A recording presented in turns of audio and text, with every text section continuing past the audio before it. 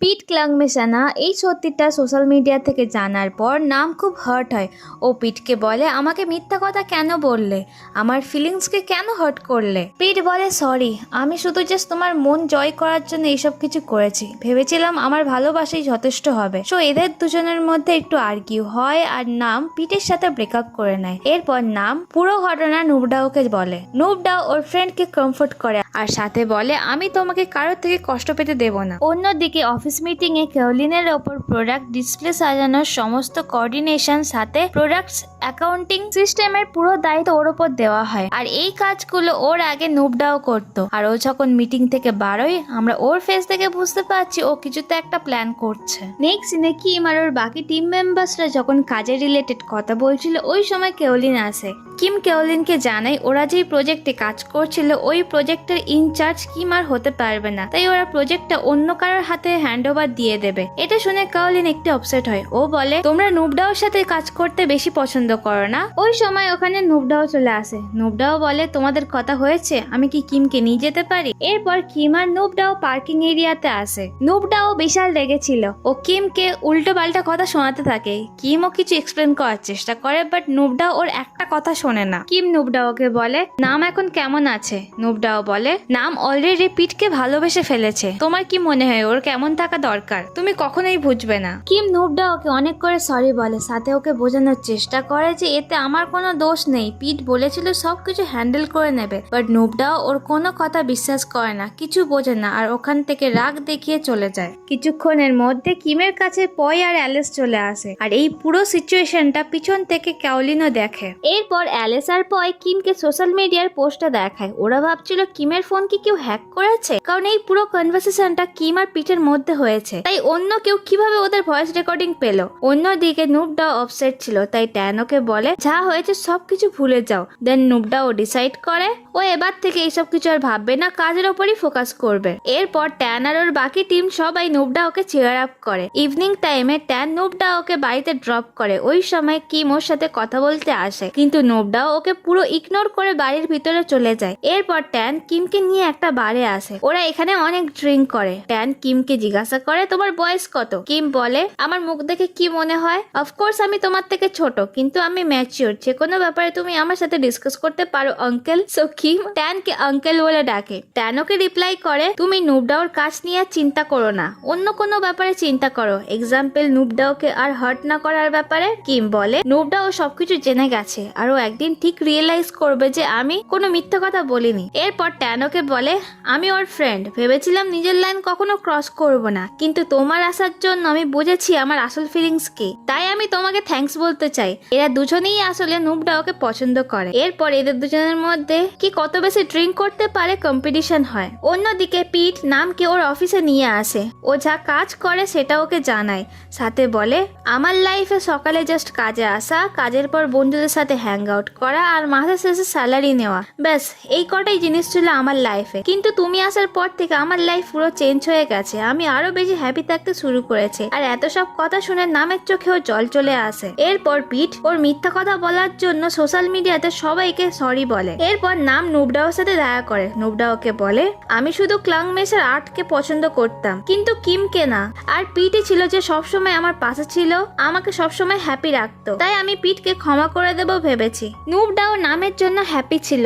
দেন নাম নুবডাওকে জিজ্ঞাসা করে, তুমি কিমের ওপর এতটা রাগ করে আছো কেন, এইসব ব্যাপার নিয়ে এতটা ভেবেছো কেন, কারণ তুমি অলরেডি কিমকে পছন্দ করা শুরু করেছো না? নুবডাও বলে, ওকে পছন্দ করি কি জানি না, তবে ওর ব্যাপার নিয়ে আমার চিন্তা হয়, আর আমি যদি কিমকে আরো বেশি জানি তাহলে হয়তো তোমার এই কোশ্চেনের আমি অ্যান্সার দিতে পারবো। এরপর ওখানে পিটও আসে। পিট নুবডাওকে বলে, কিমের এতে কোনো দোষ নেই, যা করেছি আমি, তাই প্লিজ ওকে ক্ষমা করে দিও। পরের দিন কিমের মা এই পুরো সিচুয়েশনের জন্য চিন্তা করছিল। উনি কিমের ওপর রাগ করছিল, সাথে ওকে বকাবকি করছিল। ওই টাইমে নুবডাও ওখানে কিমের সাথে দেখা করতে আসে আর এদের মধ্যে যা মিসআন্ডারস্ট্যান্ডিং ছিল সবকিছু ক্লিয়ার হয়ে যায়। এরপর নুবডাও কিম আর ওর ওর মা একসাথে বাইরে ঘুরতে আসে, কিমের মায়ের মেকওভার করে, সাথে একসাথে ডিনার করে আর অনেকটা টাইম কাটায়, সাথে অনেক মজা করে। দেন বাড়িতে ফেরার পর কিম নুবডাওকে আজকালের জন্য থ্যাঙ্কস বলে। তো এদের মধ্যে আবারও সবকিছু আগের মতো ঠিক হয়ে যায়। নুবডাও নিজের জবে 100% দেয়। ওর টিমমেটসরা খুব হ্যাপি ছিল। কিন্তু প্রোডাক্ট শো এর পর মিনজুন ওকে বলে অফিসার তোমার সাথে কথা বলতে চায়। নুবডাও বলে কি ব্যাপারে? অফিসার বলে কোম্পানির ফ্রড কেসের ব্যাপারে। আর যেহেতু নুবডাও এইসব কাজ করতো তাই মিনজুন ওকে জব থেকে বার করে দেয়। এরপর অফিসার যখন নুবডাওকে নিয়ে যাচ্ছিল ওই টাইমে ট্যান ওখানে আসে। ও বলে কি হচ্ছে এখানে, কি চলছে? মিনজুন ওকে বলে নুবডাওকে কোম্পানি থেকে বার করে দিচ্ছি, কোম্পানির সাথে ও চিট করেছে। ট্যান বলে প্রমাণ কোথায়? মিনজুন বলে সবকিছু আছে। ট্যান তো বিশ্বাস করে না, আর এদের মধ্যে আর্গিউ হয়। আর ট্যান রেগে গিয়ে মিনজুনকে পাঞ্চ করে, সাথে ও জবও ছেড়ে দেয়। আর ট্যানের পিছন পিছন বাকি পুরো টিমমেটসরাও জব ছেড়ে দেয়। আর মিনজুন তো এখানে পাগল হয়ে যায়। নেক্সট সিনে অফিসার নুবডাওকে পুলিশ স্টেশনে না গিয়ে মিনজুনের কাছে নিয়ে আসে। সো এখানে আমরা কোম্পানির পুরো ফ্রড কেসের ম্যাটারটা জানতে পারি। কিছু প্রোডাক্টস ডিসপ্লে সাজানোর জন্য মলে নিয়ে যাওয়া হয়েছিল, কিন্তু ওই প্রোডাক্টস গুলো আর রিটার্ন আনা হয়নি। মানে প্রোডাক্টস গুলো মাঝ রাস্তায় গায়েব হয়ে গেছে, নয়তো কেউ চুরি করে নিয়েছে। সাথে প্রোডাক্টস অ্যাকাউন্টিং এর টাকার হেরফের হয়েছে। আর এইসবের জন্য মিনজুন নিজের 10 মিলিয়নের মতো টাকা ডুবে গেছে। সো এই প্রজেক্টে যারা কাজ করছিল তাদের মধ্যেই কেউ এইসব করেছে। কিন্তু সব ডকুমেন্টসে মানে ধরো স্টোর থেকে প্রোডাক্ট ইস্যু করা বা নিয়ে যাওয়া সবকিছু পেপারে নুবডাও সিগনেচার রয়েছে। তাই মিনজুনোকে বলে তুমি যদি না এই কাজটা করো তাহলে কে করেছে 2 সপ্তাহের মধ্যে খুঁজে বার করো, আর কাউকে বিশ্বাস করবে না। সো ক্লিয়ারলি বোঝা যাচ্ছে নুবডাওকে খুব ফাঁসিয়েছে। ও খুব ভয় পেয়ে যায়। এরপর নুবডাও ওর ভাই সায়ের সাথে দেখা করতে যায়। সায় ওকে দেখে বলে এত লেটে? নুবডাও বলে কিছু খাবার আছে, আমার খিদে পাচ্ছে। তাই নুবডাও নিজের কষ্টটা চেপে রাখতে পারে না, ও সায়ের সামনে কেঁদে ফেলে। এরপর পাওয়ার নাম ওর সাথে দেখা করতে আসে। সবাই ডিসাইড করে যে ওরা নুবডাওকে এই কেস থেকে বাড়াতে হেল্প করবে। এরপর নুবডাও যখন ওর বাড়িতে কিছু পেপার সার্চ করছিল ওর সাথে ট্যান দেখা করতে আসে। ট্যান জানায় তোমাকে জব থেকে বার করে দেওয়ার পর আমরা সবাই জব ছেড়ে দিয়েছি। এটা শুনে নুবডাও শক হয়। নাম কিমির সাথে দেখা করে ওকে জানায় নুবডাওকে ওর কোম্পানির ফ্রড কেসের জন্য অ্যাকিউজ করেছে। কিন্তু পয়েন্ট হলো ওকে নিজেকে নির্দোষ প্রমাণ করার জন্য এভিডেন্স খুঁজতে হবে। আর একটা কথা, তুমি ওকে জানাবে না যে আমি তোমাকে এইগুলো বলেছি, ওর খারাপ লাগতে পারে। আচ্ছা তুমি কি এই ম্যাটারে হেল্প করতে পারবে? কারণ তুমি তো ওই কোম্পানির সাথেই কাজ করতে। কিম তাতে রাজি হয়ে যায়। এরপর নাম কিমকে বলে আমাদের কোনো আইডিয়া নেই যে কে নুবডাওকে এইসব কেসে ফাঁসাতে পারে। কিম বলে আচ্ছা তোমার ফ্রেন্ডের রাগ কি আমার উপর থেকে কমেছে? নাম বলে হ্যাঁ হয়তো, কারণ তোমার তো এতে কোনো দোষ ছিল না। আর হ্যাঁ, এমন কোনো কাজ করবে না যাতে নুবডাও আনকমফোর্টেবল ফিল করে। দেন কিম ওকে বলে বুঝলাম, ঠিক আছে, কিন্তু তোমার ম্যাটারটা কি? তুমি কবে পিঠের ওপর থেকে নিজের রাগ কমাবে? প্লিজ আমি তোমার কাছে রিকোয়েস্ট করছি, ওর মুখটা জাস্ট দেখো। তখন এই পিছনে পিঠকে দেখায় ও কাঁদছিল। পিঠ কাঁদতে কাঁদতে বলে বেবি আমি তোমাকে মিস করছি। দেন কিম পিঠকে চুপ করায় আর নামকে বলে দেখো তোমাকে বললাম না, প্লিজ এই ম্যাটারটা একটু সলভ করো। নাম ওকে বলে ঠিক আছে, আমি আমার প্রবলেমের সাথে ডিল করছি, কিন্তু তুমি প্লিজ নুবডাওকে হেল্প করো। এরপর নাম পিঠের সাথে কথা বলতে যায়। পিঠ তো ওকে জড়িয়ে ধরে কাঁদে। আর এই সিনটা ফানি ছিল। অন্যদিকে ট্যানকে দেখায় ও নিজেরই একটা বিজনেস শুরু করেছে। আর ও যখন ইনভেস্টারের সাথে মিটিং করছিল ও জানতে পারে মিনজুনের অফিসের যে সেকেন্ড টিম ছিল, মানে সেকেন্ড টিমের ডাইরেক্টর মিস্টার কিউটের একটা গার্লফ্রেন্ড আছে। আর উনি নাকি নিজের গার্লফ্রেন্ডের সাথে কাজ করছে। আর এই গার্লফ্রেন্ডটাকে সেটা স্টোরিতে আগে জানতে পারবে। নেক্সট ডেতে কিম কার ওয়াশ করাতে আসে। এই সময় ও অ্যালেস আর পয়কে নুবডাওর পুরো ম্যাটারটা জানায়। ওরা তিনজন ডিসাইড করে নেয় যে ওরা এই কেসে ইনভেস্টিগেট করবে। কিন্তু একটা প্রবলেম হলো ওদের কাছে কোনো ক্লু ছিল না। মানে ওরা বুঝতে পারছিল না যে এই কেসে নুবডাওকে কে ফাঁসাতে পারে বা এই সবের পিছনে কে আছে বা ওরা কাকে সন্দেহ করবে। ঠিক ওই সময় কিমের গাড়ি যে ওয়াশ করছিল সে এসে কিমকে একটা ডিভাইস দেয়। কিম বলে এটা কি? তখন ওই ওয়ার্কারটা বলে এটা একটা লিসনিং ডিভাইস, তোমার গাড়ির মধ্যেই ছিল। তো ওরা তিনজন বুঝে যায় যে কিছুদিন আগে কিম যখন কেওলিনকে গাড়িতে করে লিফট দিয়েছিল কেওলিনই এই ডিভাইসটা কিমের গাড়ির মধ্যে রেখেছে। তাই অ্যালেস বলে তাহলে মিস্ট্রি সলভ। ওদের প্রথম সাসপেক্ট হলো কেওলিন। এর মানে কিছুদিন আগে সোশ্যাল মিডিয়াতে যে পোস্টটা হয়েছিল ক্লাংমেশের ব্যাপারে ওটা কেওলিনেরই কাজ ছিল। পয় বলে এই কেসে নুবডাও যেমন ভিকটিম আর ক্লাংমেশের সোশ্যাল মিডিয়ার পোস্টের ব্যাপারে তুমিও ভিকটিম। নেক্সট সিনে কিম আর পয় কেওলিনের সাথে দেখা করে আর একটা নতুন প্রজেক্টে কাজ করার রিকোয়েস্ট করে। কেওলিন বলে আমি তো একবার না বললাম। তখন কিম ওকে সেই লিসেনিং ডিভাইসটা দেখায়। এটা দেখে কেওলিন বলে